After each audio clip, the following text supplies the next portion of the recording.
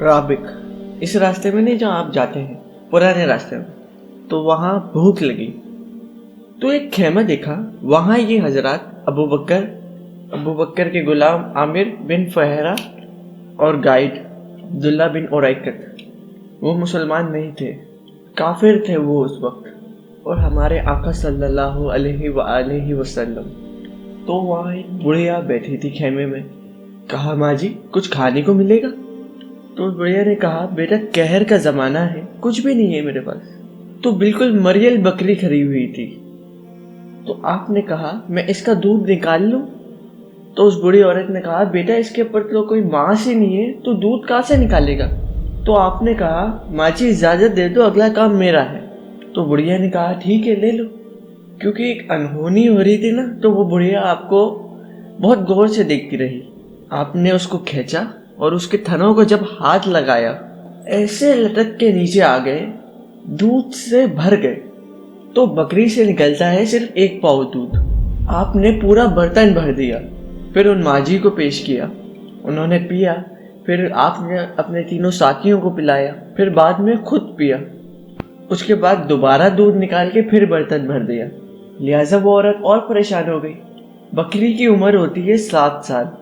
7 سال بعد وہ خود مر جاتی ہے. 7 سال عام طور پر.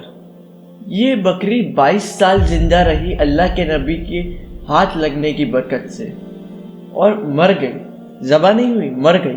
حضرت عثمان غنی رضی اللہ تعالیٰ عنہ کے زمانے میں جا کے مر گئی، ذبح نہیں ہوئی. شام کو جب اس بڑھیا کا خاوند آیا تو اس نے دیکھا برتن میں دودھ. کہنے لگا یہ دودھ کہاں سے آیا؟ انہوں نے کہا یہ بکری سے آیا. اس نے کہا تیرے دماغ خراب ہے، اس میں سے کیسے نکل آیا؟ اس کے اندر خود کا ہی گوشت نہیں ہے، دودھ کہاں سے دے گی؟ تو اس بڑھیا نے کہا ایک برکت والا انسان آیا تھا، اس کے ہاتھوں میں ہی برکت تھی. تو وہ شخص کہنے لگا کیسا تھا ذرا بتاؤ. تو اس نے ہمارے نبی کا حلیہ بیان کیا.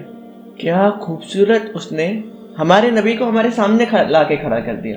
وہ کہنے لگی میں نے ایک نوجوان دیکھا، مجھے یوں لگا جیسے 14ویں کا چاند کپڑے پہن کے زمین پر اتر آیا ہو. مجھے تو ایسا لگا جیسے 14ویں کا چاند خود ہی اتر آیا ہو.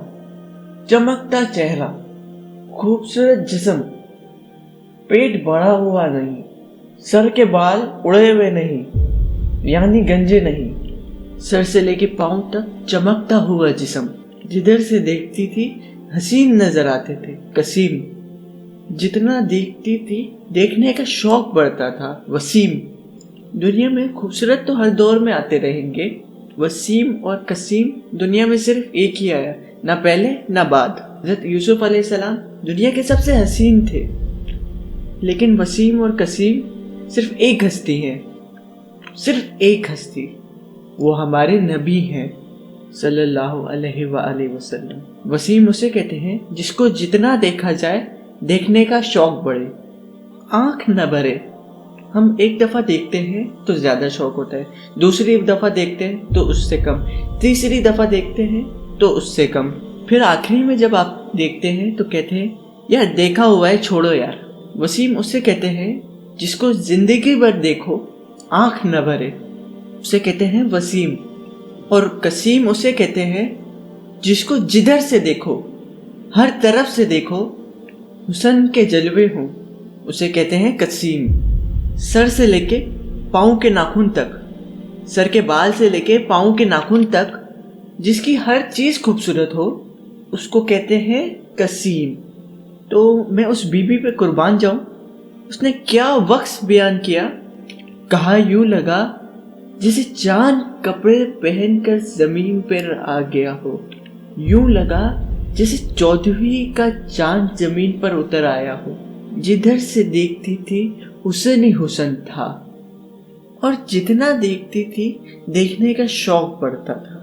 آنکھیں بڑی خوبصورت، موٹی، لمبی، سرخ داڑیاں، پتلی سیاہ، سفیدی سفید، پلکیں لمبی، بغیر سرمے کے سرما لگا ہوا، گہری آنکھ، چمکتی آنکھ، نورانی اور روشن آنکھ. آپ کی آنکھوں میں آنکھیں ڈال کر کوئی بات نہیں کر سکتا تھا، برداشت نہیں کر سکتا تھا، آنکھ جھک جاتی تھی اس کی. کبھی کبھی آنکھ اٹھاتے تھے، ہمارے نبی کیسے حیا والے ہیں، मर्दों को भी आंख उठा के नहीं देखते हैं, इतनी हया है। औरत तो बड़ी दूर की बात है, मर्दों में भी हया की वजह से आंख भर के नहीं देखते हैं। कभी कभी जब आपकी आंख उठती थी तो सारे सहाबा सर झुका लेते, कोई आपको देख नहीं सकता था, सिर्फ 2 आदमी आपको देख सकते थे, एक अबू बकर और एक उमर रज़ियल्लाहु अन्हु, बस बाकी कोई नहीं देख सकता था। तो वो बीबी कहने लगी, क्या खूबसूरत आंख थी और भवे लंबी गोल कमान की तरह, आवाज में एक जादू, कशिश, रोब, नगमा था आवाज में।